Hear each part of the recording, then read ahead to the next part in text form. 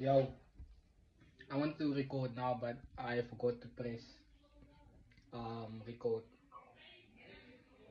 I was talking to myself the whole time, or actually, I'm talking to myself this whole time. So I just clocked out, right? Now I'm walking on my way home. Right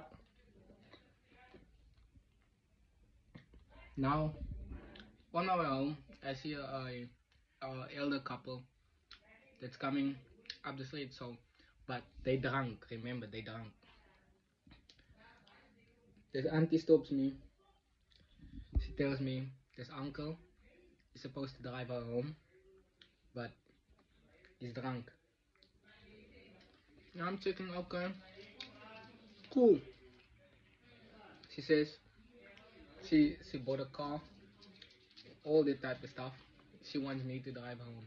I'm like, nah, I gotta go home. Point of the story is like, you know what I will do with your car?